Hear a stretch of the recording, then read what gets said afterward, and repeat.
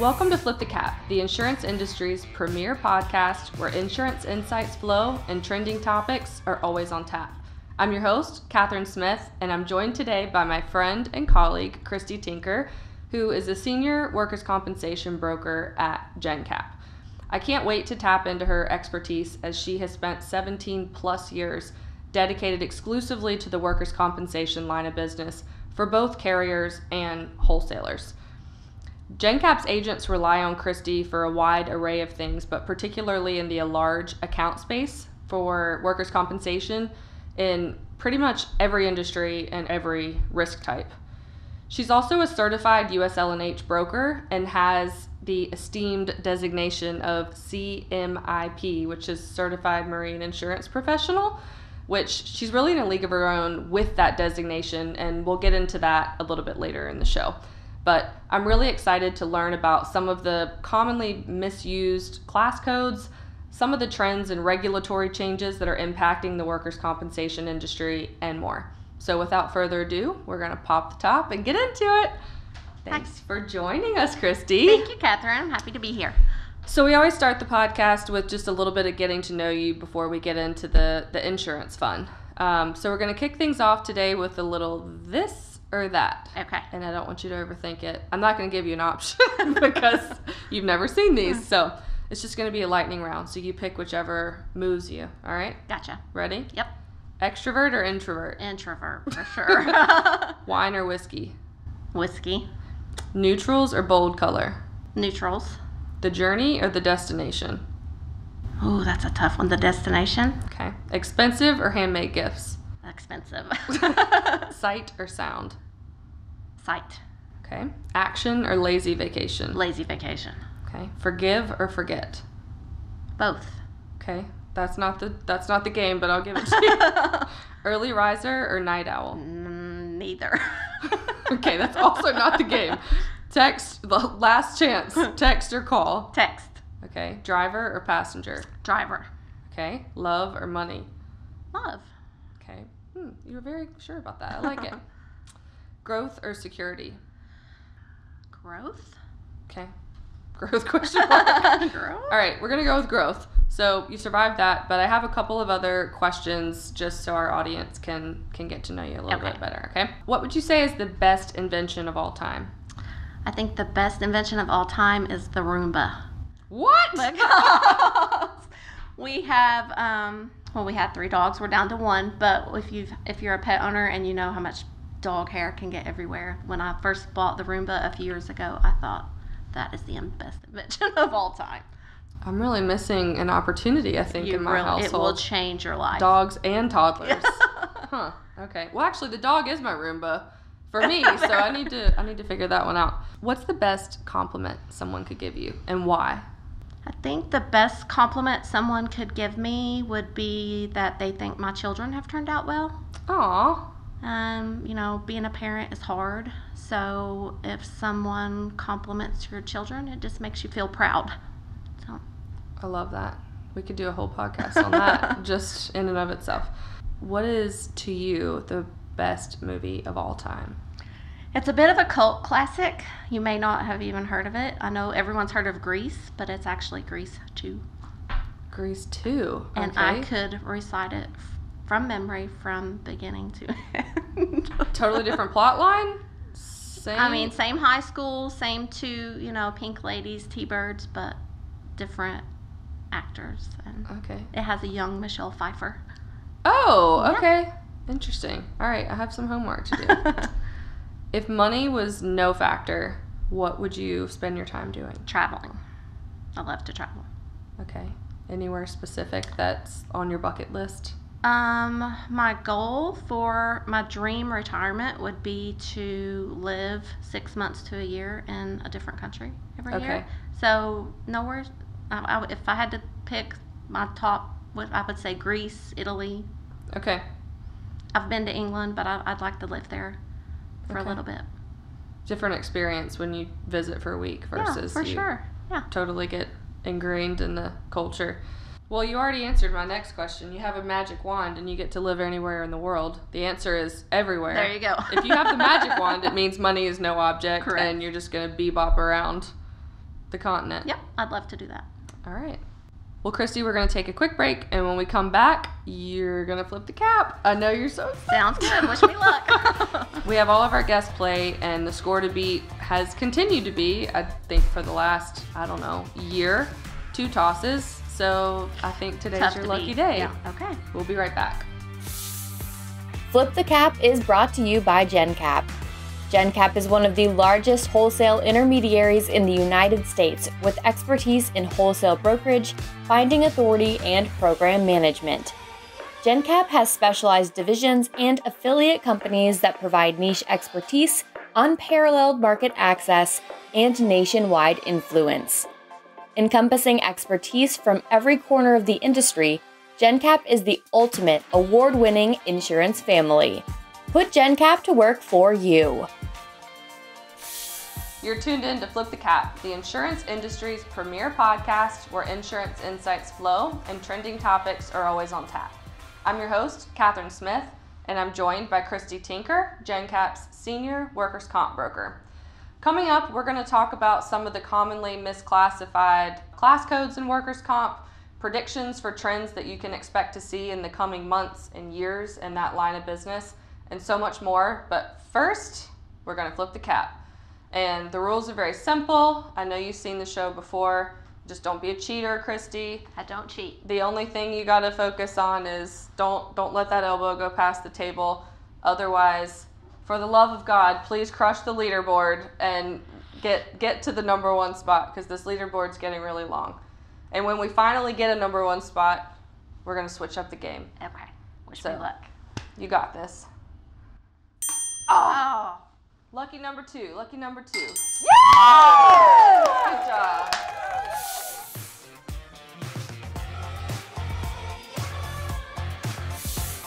I read an article last week that described the workers' comp market as the belle of the ball.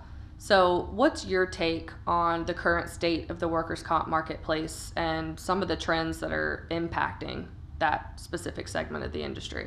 The workers' comp marketplace has been relatively soft over the past 8 to 9 years. Some states are seeing drastic rate decreases again this year, some even in the double digits. Claims frequency is down, largely in part from insureds moving their processes from a more manual process to a more automated process. But that being said, claims severity is up due to medical inflation. And so workers' comp has been more profitable for almost a decade, making it one of the most profitable lines of business insurance. What about New York? The marketplace is different there. What's happening? Oh, for sure. Carriers are less than enthusiastic, to say the least, about writing workers' comp in New York, especially in the 5 boroughs. In the 5 boroughs, there can be instances of extreme height exposure. And then there are also a number of New York labor laws that protect construction workers. For instance, there's a law called the scaffold law that protects a worker that has an injury from a fall from heights, stating that there's no liability on the injured employee's part, whether they contributed to the accident or not. That being said, I'm going to be honest, when we first branched out to grow our workers' comp book in New York, I thought this is never going to work. Carriers don't want to write comp in New York, but I've kind of had to eat my words. Despite the New York State Fund having competitive rates and safety groups available, we've been very successful in writing large accounts in New York, and it's made New York one of our top comp states. That's amazing. Yeah, it's been great. Just goes to show how that's the power of having an incredible broker like you who's advocating for those risks with our carriers. No, I was happy to eat my words on that one. Yeah, really. There have been a few regulatory changes in the workers' comp industry that have really had a profound impact on just operational business within that line. So educate our listeners on what some of those changes are and just what they need to be aware of. So I think one of the most profound changes was back in November of 2023, NCCI changed their experience mod factor algorithm, and it made insureds that were having smaller, more frequent claims, those claims were impacting their mod more. That means their cost for insurance is up, and with that combined with rate decreases, it impacted the insured's business even more because they were having to spend more the more claims that they had. So if you are an insured that has a business that they're running, and like in your seat as a broker, someone comes to you with a risk and there's one huge shock loss and then a history of improved just general risk management and loss prevention, does a carrier prefer that large shock loss these days over the smaller, more frequent claims, or is it just completely dependent on the risk? I think it's a little of both. It's dependent on the risk, but also they would prefer the large shock loss over, more frequent losses, because frequency breeds severity. So if there's one shock loss that you can kind of explain, give a story of to what happened and what they have done to prevent future losses, then usually the carrier gets more comfortable with the account. So the world of workers' compensation really operates around a class code. 4 digits. Yeah. Actually, 4 digits plus payroll digits are really the two driving forces. But from an underwriting standpoint, where you sit, I mean, you've literally dedicated your entire professional insurance career to workers' compensation specifically. You've seen a lot of risks. You've looked at a lot of different accounts with class codes. So what would you say is the most either misused or misunderstood class code that you're having to educate agents to make sure that you're properly underwriting and quoting the risk? I think the most misused class I've come across is 5606. The scopes lists it as executive supervisor or construction superintendent. And what that classification is designated for is an employee that is overseeing a construction project. They do not have any direct contact with employees. They don't do any of the physical work. Most of their duties are done in an office. They may go out to a job site and speak with the foreman, but the foreman has the direct contact with the employees. So if you have an employee that is classified in 5606 and he's swinging a hammer, you probably have it misclassified. What's an example of a risk that an agent would put 5606 on the application and it would be wrong outside of an employee who's swinging a hammer? I think really pretty much any construction project where an employee is doing any physical work whatsoever. Okay. If they're in 5606, then that's most likely the wrong class code. So you're one of about 200 USL&H experts in the country, and you do have the credentials to back up that statement, so you don't get to say, oh, that's nice. You really are. So talk about some of the key differences between workers' compensation and USL&H. So workers' comp is used to protect employees on the job site. If your employees are working on or near a navigable waterway, that constitutes USL&H exposure. USL&H can come into play when there is work being done, let's say loading or unloading a terminal, a pier, a dry dock, and your standard workers' comp, which is also referred to as state act coverage, is not going to cover those exposures. Also, USL&H can have broader benefit schedules, harsher penalties, and even legal ramifications for noncompliance. I've heard you give a couple of examples before of contractors who their day-to-day operations, say they're a carpenter or they're a painter or they repair electronics, and then their one-off risk where there's a yacht or a houseboat or something where they're doing that same work that they typically do on land, but just as a one-off. That one job requires them to have a different set of coverage? Correct. If they are working, let's say they are going down to build a dock at someone's residence and there is a claim. If that dock is on a navigable waterway, your standard workers' comp state act policy is not going to cover that. That's going to be USL&H exposure, which is a federal coverage. And there are subsequent fines if you don't secure the right coverage. Correct. And there were an issue. Yeah, or if they find out about it, I guess. There can be fines up to $10,000. There can even be jail time. If you know that your insured is working anywhere near water, it's best to at least check and make sure that coverage is or is not needed. What about marinas? It seems like there's there's so much crossover at a marina. What are some of the things that agents need to be aware of in a setting like that for the workers' comp world versus the USL&H world? So technically, under the USL&H law, marina employees who are not involved in the construction, the repair, or the expansion of the marina are excluded from needing to have that coverage. But that leads agents and insureds to believe it wouldn't be beneficial to have USL&H, even as an if any, on the policy.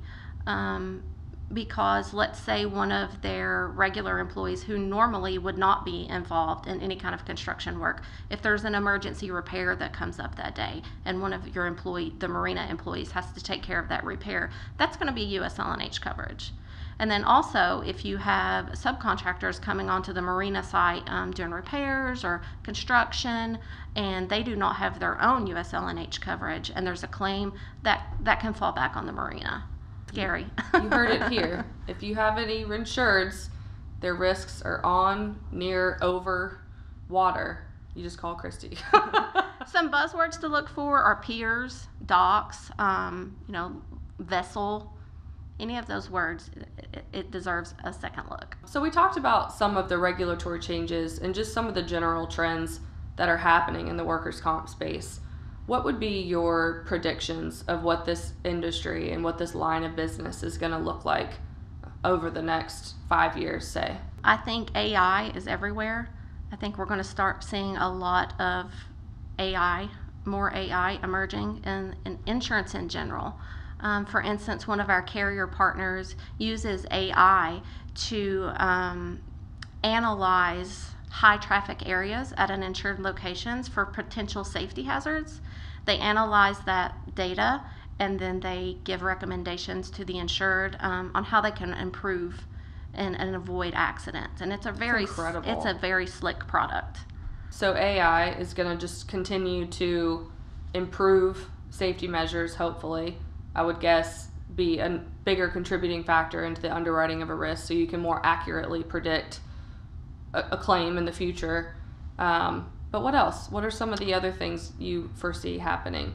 I think mental health is a big factor these days. There are a lot of states that are enacting bills and laws to extend workers' comp coverage to post-traumatic stress injuries. It's allowing first responders to have their PTSD covered for, traumatic events they've witnessed on the job site. So it's a step forward for mental health for the workforce of America. Yeah. What about cannabis?